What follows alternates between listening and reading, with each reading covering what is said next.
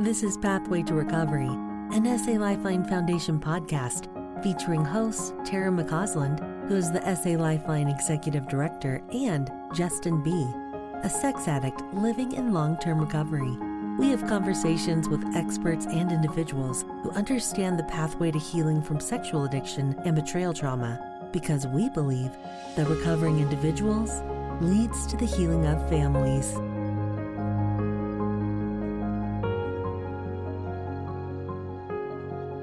Welcome to the Pathway to Recovery podcast. My name is Jonathan L., and I am a recovering addict to sex and lust, and I'll be your host for today's episode. Before we dive in, on November 7th and 8th, SA Lifeline will host our virtual conference, From Surviving to Thriving, Turning Pain into Purpose, featuring powerful presentations on betrayal trauma, addiction recovery, and healing couples and families.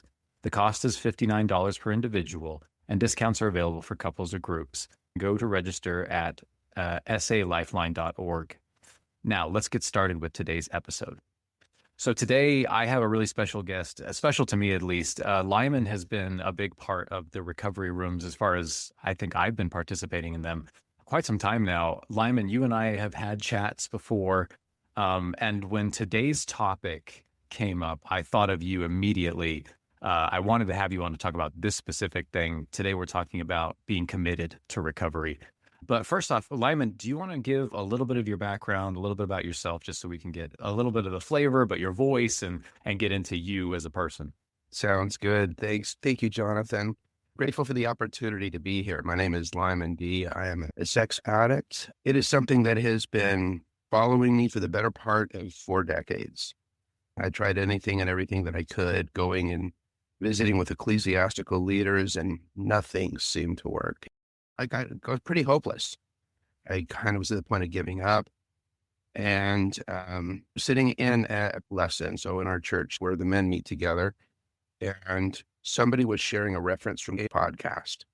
It sounded interesting, it was intriguing, a lot of the topics. A couple weeks later, I was kind of going through the list, and I came across ecclesiastical leaders who struggled with sex addiction. It was by Chris R.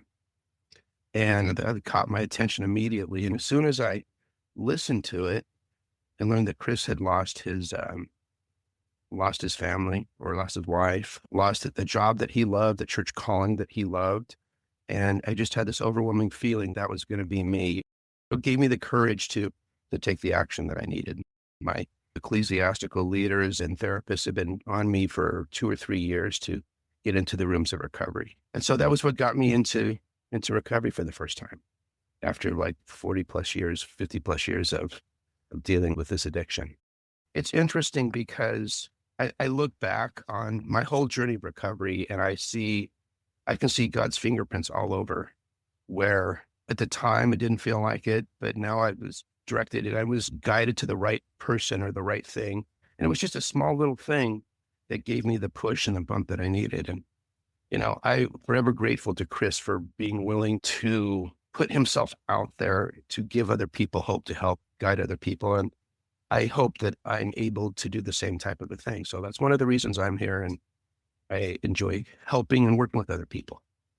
And that's beautiful if you think about the cycle here now, because just what you were saying, how you were hopeful that you could, and I mean, there are going to be people who listen to this that will be able to pull on your strength and be able to improve themselves and grow. I'm almost curious to see maybe someday if someone quotes your name in a podcast doing the same thing. It's a cool cycle, that 12-step cycle, right?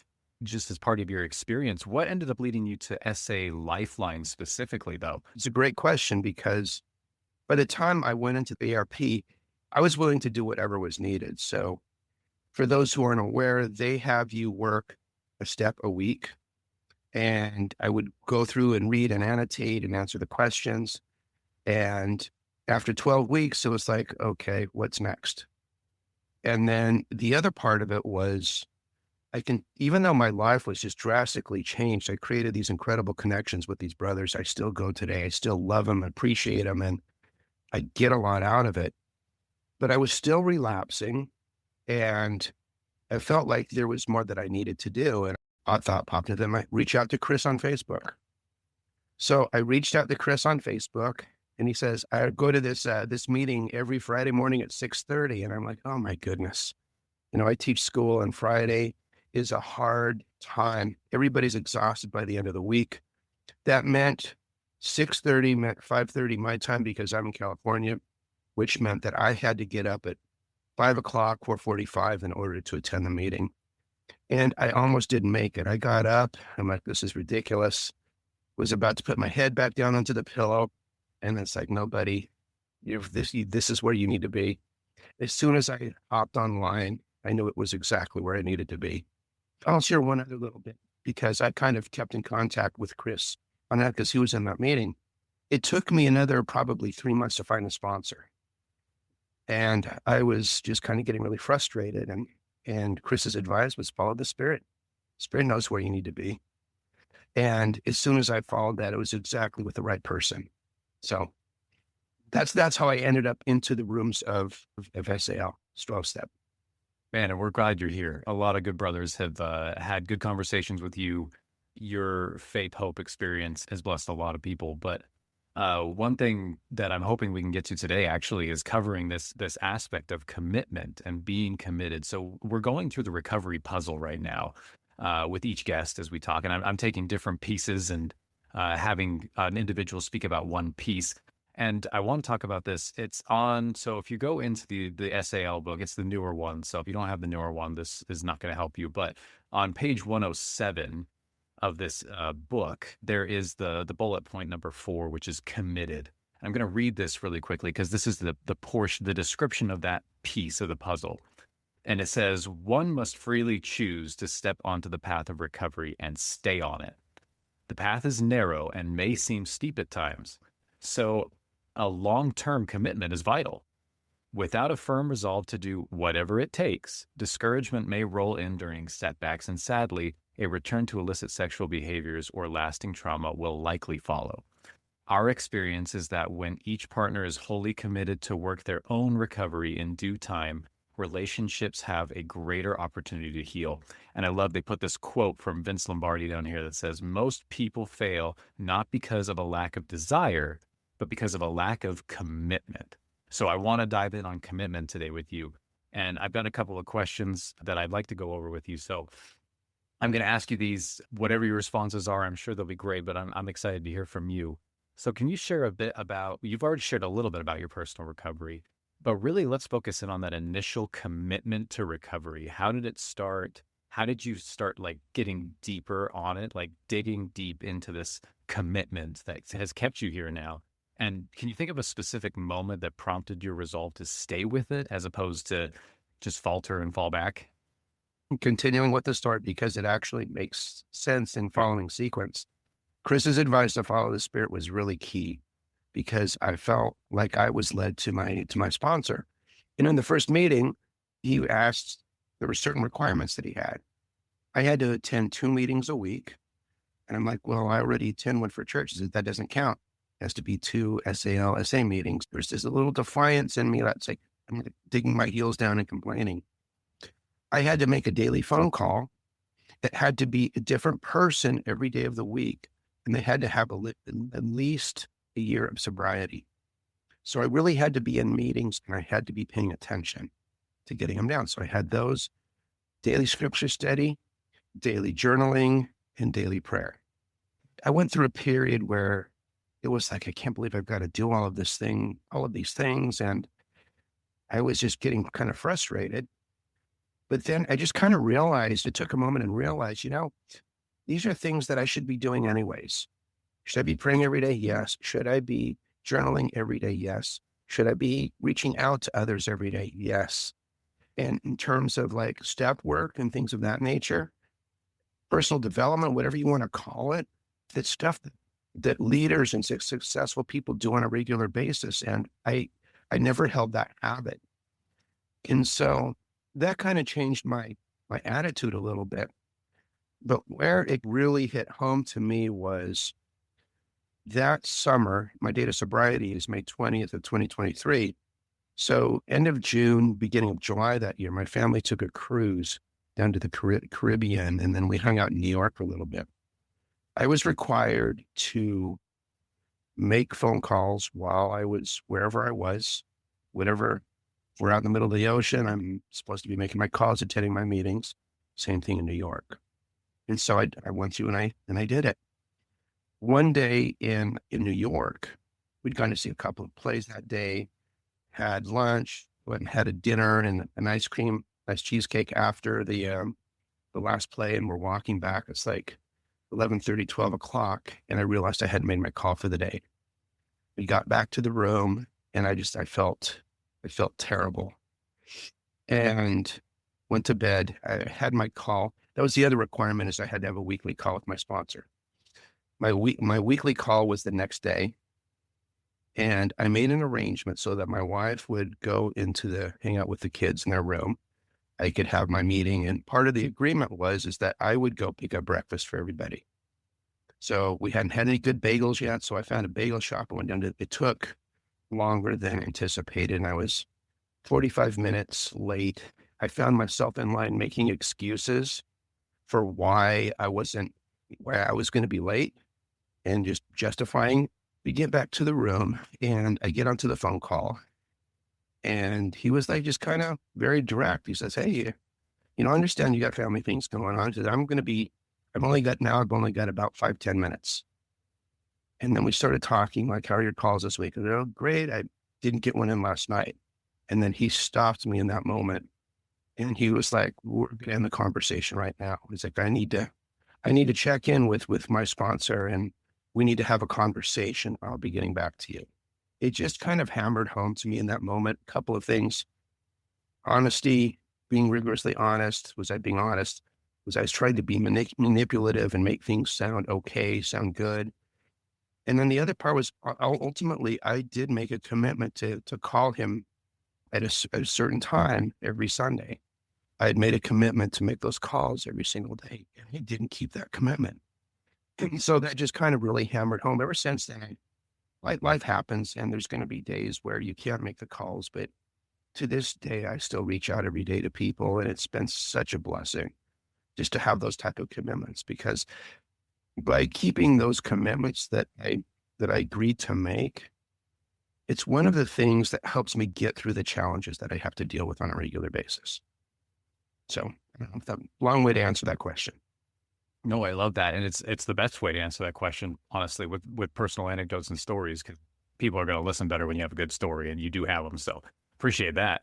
Can I ask you a follow-up question to this? And it came along earlier in the point you were making, but you made a comment that struck me, which was that at some point you realized that you should be doing this stuff anyways. And what was fascinating to me is it seems like to me there's this switch that needs to happen somewhere in the recovery process of going from, I guess I have to do this, to this is what I need to do and I'm going to do it, right? Like we're talking about commitment, but there's a difference there. I don't know if you can describe a little bit more about like how you've made that switch. Like you talked about it a little bit, but I think that a lot of guys maybe struggle with that.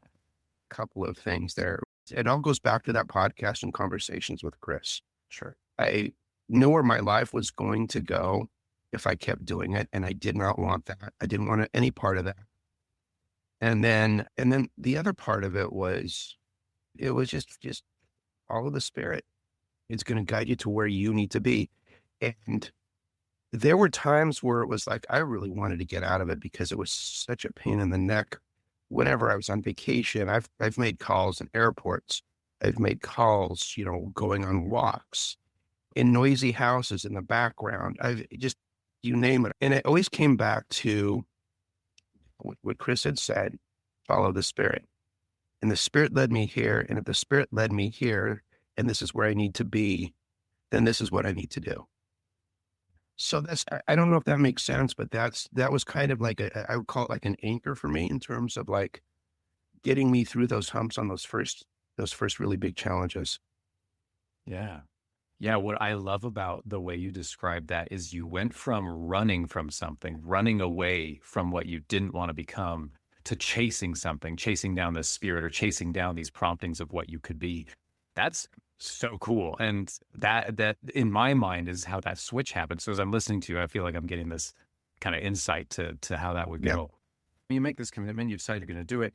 Well, it turns out, and I recently came across this realization that life is a lot longer than I thought it was going to be. I don't know if you've noticed, it goes on for a while. Recovery is often described as a marathon and not a sprint. Life is a marathon, not a sprint. And there are definitely times when it can feel hard or even unsustainable. You start to plateau, so to speak. How do you personally navigate those periods to stay committed? A great question. And going back to what you, one of the first times where I really had to face that was when I had completed the 12th step.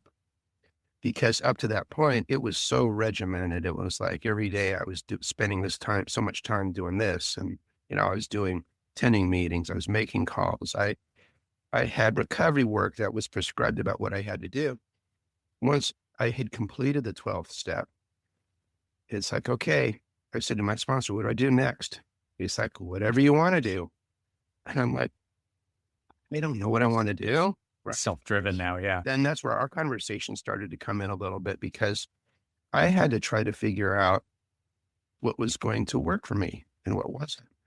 And in the process of doing that, sometimes you just kind of like, okay, I've arrived and this is good. And then you just kind of like, just kind of coast a little bit. You do something here, you'll hear somebody is reading a good book, so you maybe dabble into that a little bit, or I don't know. In that time period, I had to figure out a plan or create a plan about what it was that I wanted my recovery to look like at that point in time. And then I'll say more recently, complacently has come from just being exhausted across the board with professionally with what I do. I get exhausted. Life becomes chaotic, and it's really easy. The last thing you want to do is sit down and make a phone call, or, I've learned this is really big. I've learned that as soon as I have a meeting that I go to, if I'm approaching that meeting like, I don't want to be here, this is ridiculous, then that is a signal to me that I have to be at that meeting. I have to be there. If I'm not there, then I'm going to head down in a different direction, and that's not a good thing. And almost every single time somebody has the reading or somebody has shared exactly what it is that I needed to hear, I leave the meeting energized. I feel the spirit. I feel uplifted, and it keeps me going in the direction that I need to be going. That's great. And what even more, I think you expounded the question to a place that is beyond just a plateau, which you did discuss in the beginning. And I want to get back to that. But you also added in this almost a vertical barrier that comes up from time to time, where it's not so much like oh, I've made it and I'm good, but it's life is happening to me right now. And can I still keep the commitment? I'm going through it right now. So my dad passed away last July, end of July, and we had funeral, and, we lost my mom 4 months before that. So losing two parents within a 4-month period, it was expected, but it was still hard. And I go right from that and the craziness, because there was a trip thrown into that. I was stressing about finances because we had a wedding in Seattle we had to go to. And then I just remember just connecting with my higher power at one point in time and just having this overwhelming feeling, things are going to be okay. And it was nice. It was good. I needed that. But I jumped right from the funeral, and in 2 days I started school. And I'm teaching a new class in a new grade level that I've never taught before, and it is just kicking my butt. It's like, I heard somebody describe the other day, it's like I'm standing in front of a fire hydrant, and I'm just like, with what I was teaching before, it was just automatic. I knew the curriculum, I knew what to do. I didn't have to put forth the time and the effort. I've had personal, just kind of that peaceful feeling and confirmation that I'm doing what I'm supposed to be doing, but it doesn't take away from the chaos and the stress and the fear of doing a good job and all of this. And what I've learned recently is that it's really easy in life to let the chaos come to front and center. And as I keep focused on that chaos, I push God out of the center. And recently in conversations, because of the connections and the phone calls with people, I've been able to work through that And I can just talk about how yesterday, for example, again, I was exhausted. I made more effort to connect with my higher power yesterday. And I had this incredible support and peace and energy that came from nowhere. And I believe I had that because I was able to pause, step back, and reconnect. In chaos, it's easy to lose that connection. Whenever you're struggling, when you become complacent, it's easy to lose that as well. It's interesting because almost every challenge to some degree comes down to connection with your higher power and or connection with the brothers in recovery.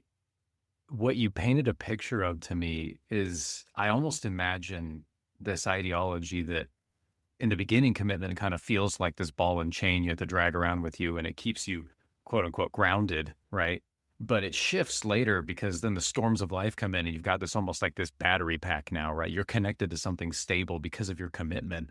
And the way you described it is like if you hadn't had this commitment, if you didn't have this process, this program that you were committed to, that would have been harder, which is interesting to think because a lot of the time we think, well, this is just one more burden. Well, what if it's actually our lifeline, so to speak? Yeah, and it's interesting. I find myself grateful more and more for recovery Huh. because if I'm not in recovery, if I don't have the addiction, I wouldn't wish it on anybody. But if I weren't in the addiction, I would not have been led to this point in recovery where I've learned the tools that I have learned to help me get through all of this. When all of the stress and the chaos happens, it's easy to stop and look back. Man, if this had been 3 years ago, I would have done this. And it's so nice to be able to sit back and it's like, okay, I know what I need to do right now. And I can take those steps and do it. I can surrender. I can call whoever I need to call. But it was interesting because of this journey that I've been on. Again, it all kind of comes down to to commitment and to doing the things that I need to do, making it an action, right? It was interesting because my father made some poor choices in his life, and it just some things came out in the family about what was going on, and I was like, my some of my siblings were just like were reacting, and I felt kind of this calm peace, and I was just kind of like, why do you feel so calm and so at peace with things? And it's like I've kind of been there. I know it's a good thing because it's kind of helping to get him going into the right direction of where he needs to be, for his journey.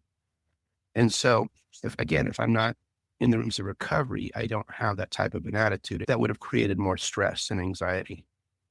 You're kind of alluding to this idea of how your recovery impacts all of the relationships in your life. It changes people around you. It gives examples to others. It's interesting. I was just looking at this in the title for this piece. It says when each partner, so, assuming that there's a married couple or, when each partner is wholly committed to working their own recovery in due time, relationships have a greater opportunity to heal. And I kind of want to keep moving on this theme you're talking about here. When you're committed to this, how has that impacted those relationships, particularly with family members, friends, other people close to you? You talked about your father. I mean, what else do you see? So I will probably get a little emotional here, but it's all good. The last coherent conversation I had with my father, we had this tradition after our church has a biannual conference, and after conferences, we would sit and have a conversation about which talks we liked and what we got out of them and why. One of the talks was central to changing my idea about my higher power. And she's on a podcast, Emily Freeman, David Butler on a podcast that I was listening to, and it helped change my perspective of how God is and how I see God. And so she was giving a talk and she kind of went through and bulleted everything that I had picked up on following that podcast for the previous couple of years. And so I said that I enjoyed her talk. That was one of the best talks that I had because it was so key to my recovery. And he was curious. He's like, why is that? And so we had this hour-and-a-half long discussion where I kind of completely opened up and I shared my entire journey with him. And he was quiet and he listened. And he's very outspoken. He's very outgoing and very friendly and can be opinionated and whatnot at times. But just to have him quiet, and say towards the end, it says, "Jesus, sounds like you're the mentee and I'm the mentor." And it was just kind of it was a special, unexpected moment, if you will.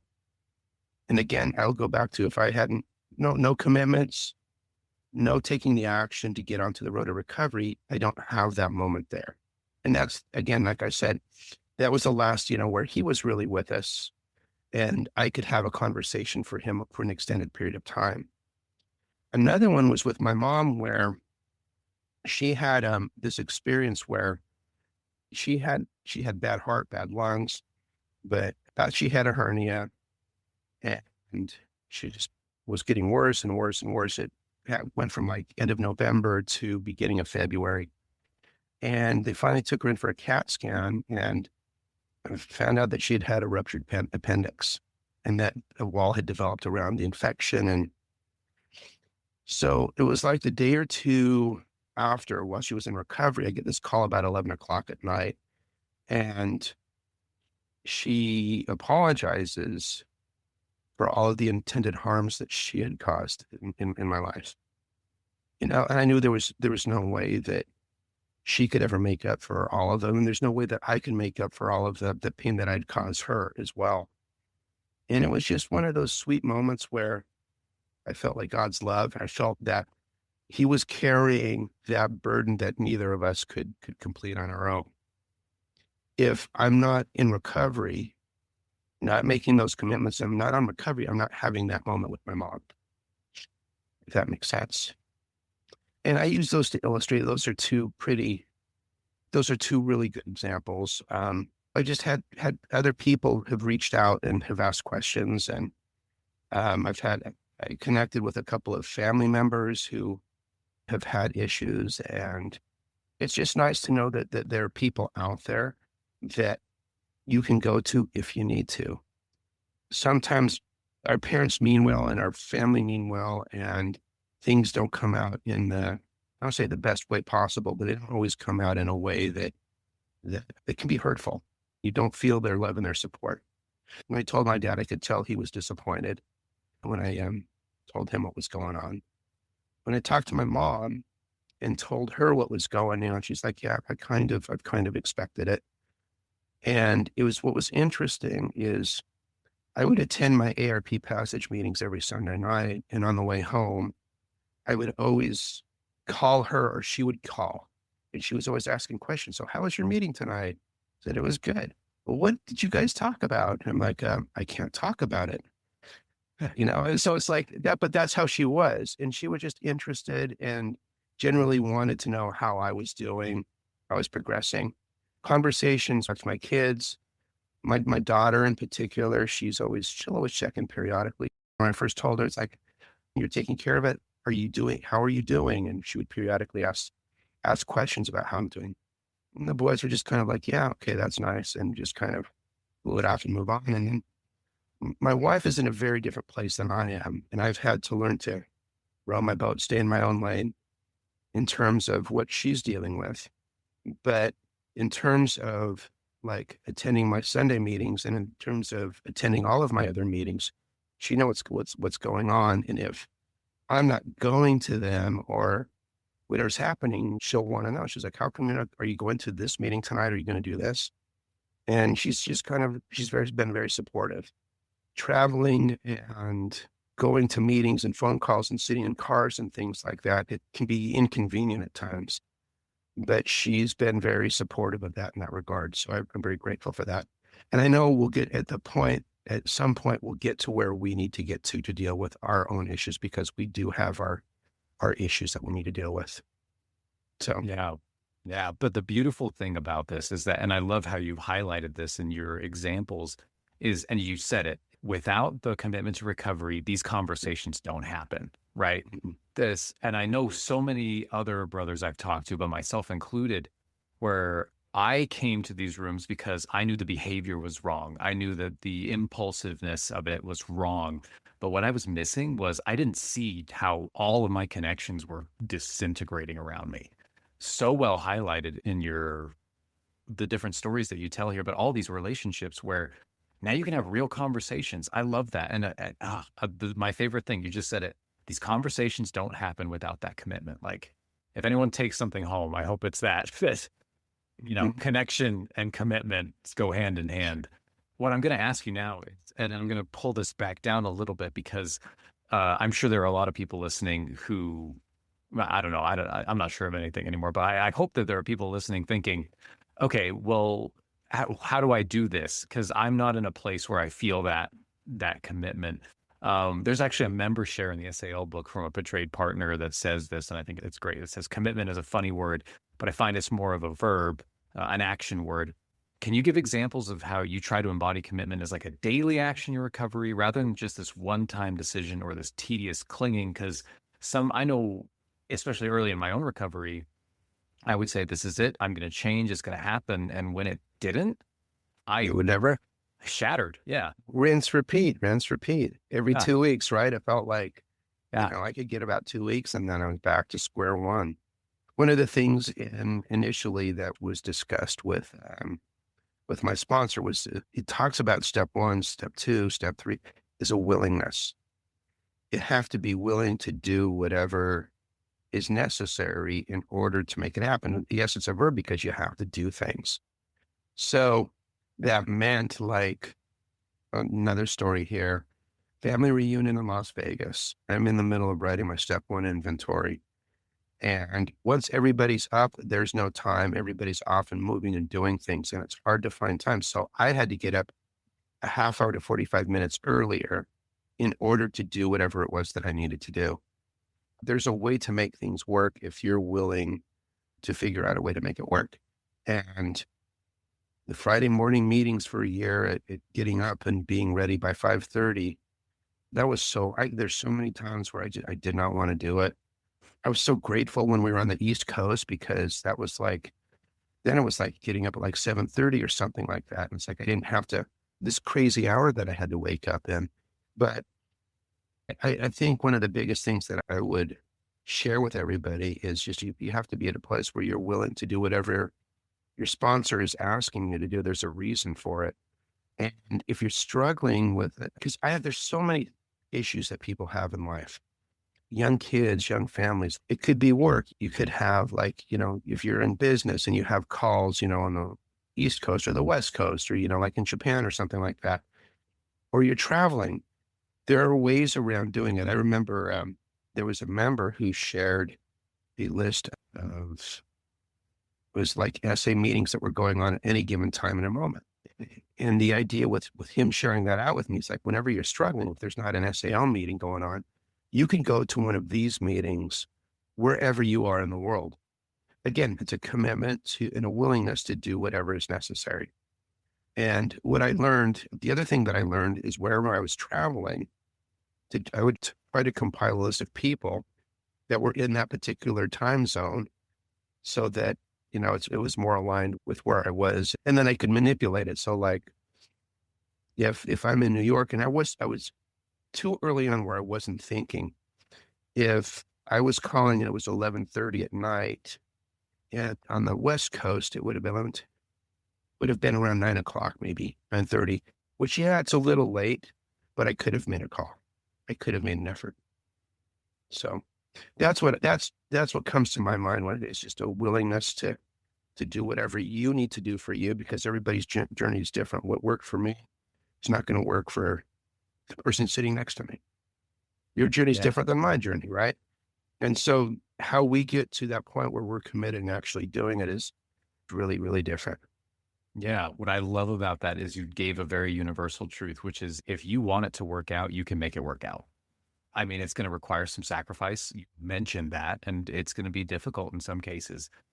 But if you want it to work, you can make it work. You'll find a way. That's commitment, right? It was, I'll tell you what was scary was doing the step one inventory on the family reunion. I was so alert and so attentive. When I couldn't go into another room. So I was in the room with my wife and I'm sitting typing on my phone, and I had to just kind of position myself in a different way so that I'm paying attention to there and listening to what's going on outside. And there were some things. I was at a point where I was putting some things down that I thought I was going to take with me to the grave. And I typed them up and I erased them. And then it's like, no, you got to do it. I remember typing it in, but I was just like, as soon as somebody was up, then I was off it and I was done and I was good to go. But it was a matter of finding that time to do it. I had somebody else that I was working with one time when they were going to be traveling and they weren't able to take a lot of materials with them. They printed up some photocopies of like the White Book or something, and they took those with them, and they were able to kind of use that as their daily step work. And it was kind of a compromise, maybe a little off from what they needed to be working on or doing at that time, but it was something that was going to keep them in the habit of doing that. So there's just a lot of different things. And if you're feeling like you're stuck with something, it's a great conversation to talk to a sponsor about it. And early on, when I started making my phone calls, it was so awkward. It was so hard to do. It's like, okay, like I'm calling you because like, my sponsor says I have to make a daily phone call and I don't know what to talk to you about, kind of a thing. When I got into a groove, it was really helpful was having some type of a question that I could discuss. So it's like, okay, I'm going on a vacation in a month or so. Then when I would call people up, hey, I'm going on vacation and I don't know that I'm going to be able to do X, Y, and Z. Do you have any ideas or any suggestions? And it was really cool to hear what other people would have to say. And in a lot of cases, that would give me the help and the support that I needed so that I could keep my commitments that I made. That's such a great idea too. If you're having a hard time being creative or coming up with the how am I going to get this done, someone just from the outside giving you some ideas is phenomenal. I'll give you another one really quick too, because this has really impressed me. Is there's an individual that I talk to on a regular basis, and every time he goes to a place where he thinks there could be any type of issues at all, he creates a text group with people that he's close to, that he's connected with. So whenever he's struggling, he says, does anybody have time for a call? It's really been an inspiration to me because, again, if you know you're going to be in a situation where you can't always pick up and call somebody you don't know who's going to be available, but I can shoot out a text really quick and somebody is almost always going to shoot back. I've got a minute. Give me 5 minutes or whatever. And again, planning for unexpected things, trips and things like that. That was a really great way, I thought. Know kind of what your boundaries, what your limits are, and to create a way to reach out to people. Yeah. But again, that stuff doesn't come out if you're not committed to making the phone calls on a daily basis and reaching out to people. I love that. I'm going to ask you this question, kind of going off of what you've just described and how you're collecting this information, you're learning, you're growing. I want to kind of get to the core of this discussion a little bit here, dig in a little bit deeper and tie back into last episode where we talked to Amber. She talked with us about seeking spiritual connection. And something I kind of want to get from you is more of this understanding of, so you had talked about this, I'm following the spirit or I'm chasing the spirit, I'm after the spirit, right? Wherever it tells me to go, I'm going to go. Has that changed, evolved, grown? Like that interaction with you and your higher power, how has that changed over the course now of your commitment? It's evolved.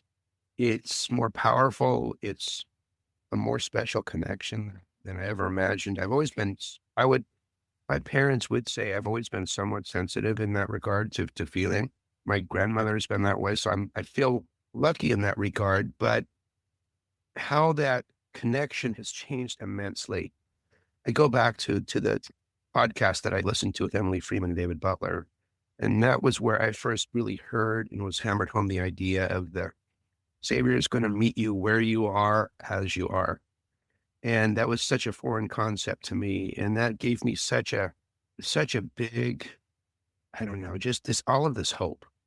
I felt the Savior's love. I felt like I can do this. It's like, I didn't feel condemned. I didn't feel like I'm going to be, yeah, there are consequences, but I didn't feel like this condemnation and punishment type of a feeling. Right.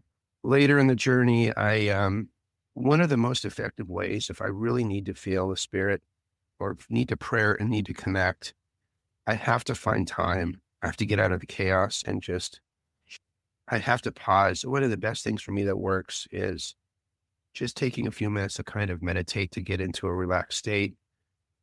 And then it's not like I would taught steps of prayer. You do this and you say this and you say this and you say this. It's more of like I'm having a conversation with my Father where I'm talking and I'm discussing the challenges and the problems that I'm having. And then I just sit and I would listen. And then as thoughts and ideas would come to me, I would jot those ideas down. But the other part for connection that's really important is those thoughts and ideas will come, but it's acting on those decisions too, because it could be a prompting to call somebody. I have no idea why I'm calling somebody, and there's something that I have to share or that they have to share with me. I had that happen last week where I just had this nagging, I need to talk to this particular brother. So after a day or two, I finally reached out and talked to him. Another one is there's somebody who goes to our church who's a widower, and we just had this reach out, give this guy a call, go offer to go help out in his yard. And it wasn't the yard work that was going on when I finally went and did it. It was this brother was lonely. He just needed somebody to talk to. And there's other people that let's go to lunch, whatever it is. But it's like, whenever I'm getting these impressions, it's like, I know where they come from. And if I want to continue to do my step 12 or to do his will, I need to be open and receptive to those thoughts and those ideas that come out, even if they're thoughts and ideas that I don't like or do I want to deal with. And it comes back to that willingness when we talked about it before, there was that willingness to be committed and to do those little things and you take those actions.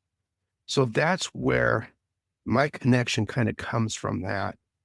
And the more that I'm honoring my boundaries and keeping God at my center, the more I'm a conduit for God's will and helping other people and those around me. So there's a cycle here. It's your commitment feeds into strengthening your spiritual connection, and then your spiritual connection feeds you more opportunities to be committed, and it continues over and over again, and it builds, and you've seen that. That's incredible. And so that's why when life gets kind of chaotic and you focus on only what's in front of you and you push God out of the center, that's one of the things where it's really noticeable. It's like, okay, well, I need to redo this. How am I going to redo this? And then you just jump in and hopefully I'm able to quickly put myself in a position where I'm making the time. My daughter, she quoted me back to myself and I didn't realize she was doing this. Hate it It when was they do that. beautiful. I know, right? But before she left, I said to her, you make time for God, he's going to make time for you. And she was talking to her about some of her missionary service. And she was using that with some people that she was teaching. And I'm like, well, that's great. Where did you get that idea? It's like, Dad, you gave that to me. You said that to me. I'm like, I did? I was pretty good. I'll take care. I can't take credit for that. But anyways, it's just that idea again of keeping him in the center and making him a priority, and then things fall into place after that. I love that. And Lyman, this has been an awesome discussion. I could talk to you all night, but I will go to the last two questions, and this is what we asked each of the guests, which is first, what would you tell a newcomer about commitment as they're first coming into the program? How would you talk to a newcomer about this topic? Be willing, have a willing heart. You're there for a reason. Some things that are going to be asked of you to do that are incredibly uncomfortable that you don't want to do. Be willing to take that leap of faith and do whatever's asked.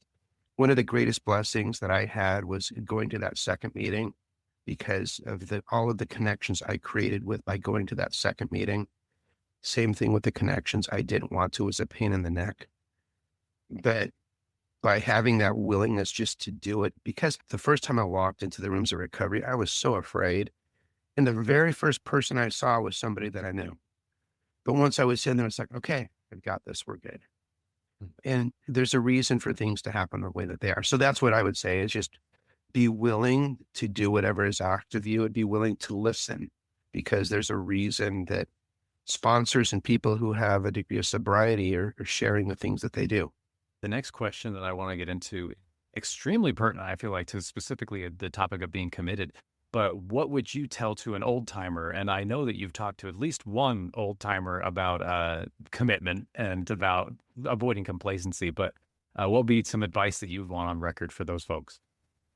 To pause, take a step back, because I think from in my experience, it's because life is getting crazy and chaotic, or because I'm not doing much of anything, and there's a lot of noise I'm paying attention to outside. Make it a priority to pause and to find some time to just to kind of be with yourself, be with your thoughts, be with your higher power, so that you can recreate that connection. I love that. Well, Lyman, thank you so much for joining us on this episode. I am so grateful for your insights, for your experience, your strength, your hope. Thank you, everybody else, for listening. I'm glad that we have this place where we can share this experience, strength, and hope. This really is almost like a sanctuary of serenity in life for me. Join us again on our next episode as we walk the road of happy destiny and seek recovery together. Thanks for joining us. We invite you to subscribe to this podcast so that you don't miss new episodes. And while you're at it, will you please leave us a 5-star rating and review to help us spread the good news that healing from sexual addiction and betrayal trauma is possible. We invite individuals who are struggling to join our virtual or in-person trauma-sensitive 12-step meetings. Meeting times and locations can be found at sal12step.org. You can find quality education at salifeline.org, and we hope that you will follow us on Instagram and Facebook. SA Lifeline is a 501c3 nonprofit organization, and we welcome donations. SA Lifeline, come heal with us.